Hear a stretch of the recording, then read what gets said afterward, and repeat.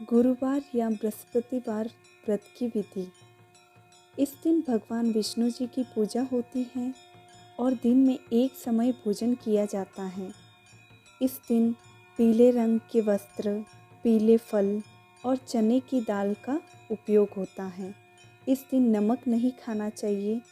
पीले रंग के फूल, चने की दाल, पीले रंग के कपड़े, पीले चंदन से पूजा करनी चाहिए। पूजन के पश्चात कथा सुननी चाहिए। यह व्रत करने से भगवान विष्णु प्रसन्न होते हैं और हमें धन, अन्न और विद्या का वरदान देते हैं। इस व्रत को करने से गुणवान वर वधू का मिलन होता है। स्त्रियों को यह व्रत करना अति आवश्यक माना जाता है।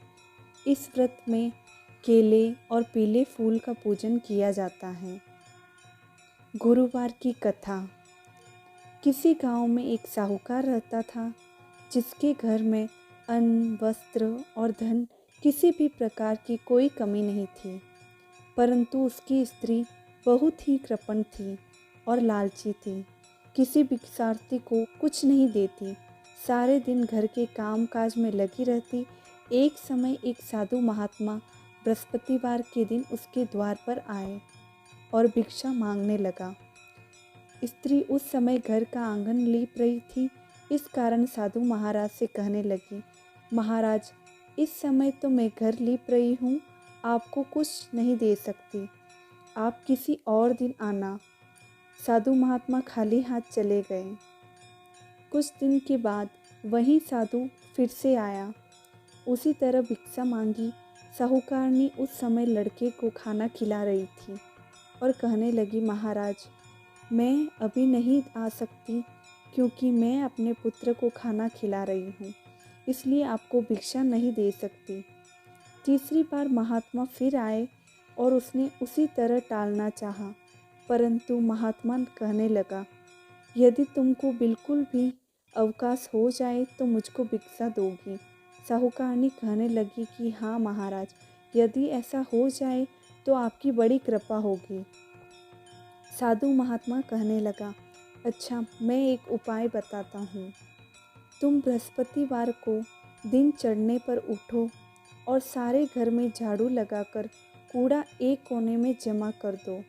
घर में चौका इत्यादि मत लगाओ। फिर स्नान आदि करके घर वालों से कह दो उस दिन सभी हजामत करवाएं। रसोई बनाकर चूल्हे के पीछे रखो, सामने कभी न रखो। सायंकाल को अंधेरा होने के बाद दीपक जलाना तथा बृहस्पतिवार को पीले वस्त्र और न ही पीले रंग की चीज़ों का इस्तेमाल करो। यदि ऐसा करोगे तो तुमको घर का कोई काम नहीं करना पड़ेगा। साहूकारनी ने कहा, ठीक है, जैसा आप कहो। बृहस्पतिवार को दिन चढ़े वहाँ उठी, झाड़ू लगाकर कूड़े को घर में जमा कर दिया। उसने झाड़ू लगाकर कूड़े को घर में जमा कर दिया। पुरुषों ने हजामत बनवाई, भोजन बनाकर चूल्हे के पीछे रख दिया। वह सब बृहस्पतिवारों को ऐसा ही करती। अब कुछ साल बाद उसके घर में खाने को दाना तक नहीं रहा। थोड़े दिनों में महात्मा फिर आए और भिक्षा मांगी, परंतु सेठानी ने कहा, महाराज, मेरे घर में खाने को अन्न नहीं है, आपको क्या दे सकती हूँ। तब महात्मा ने कहा, जब तुम्हारे घर में सब कुछ था तब भी तुम कुछ नहीं देती थी, अब पूरा पूरा अवकाश है तब भी कुछ नहीं दे रही हो, तुम क्या चाहती हो वह करो। तब सेठानी ने हाथ जोड़कर प्रार्थना की, महाराज, अब कोई ऐसा उपाय बताओ कि मेरे पहले जैसे धन धान्य हो जाए। तब महात्मा ने कहा और उसको दया आई और बोले, बृहस्पतिवार को प्रातःकाल उठकर स्नान से निवृत्त हो, घर को गौ के गोबर से लीपो तथा घर के पुरुष हजामत नहीं बनवाएं। भूखों को अन्न जल देती रहो। ठीक सायंकाल दीपक जलाओ और भगवान की पूजा करो। यदि ऐसा करोगी तो तुम्हारी सब मनोकामनाएं भगवान विष्णु की कृपा से पूर्ण होगी। सेठानी ने ऐसा ही किया। उसके घर में धन धान्य वैभव जैसा था वैसा ही हो गया।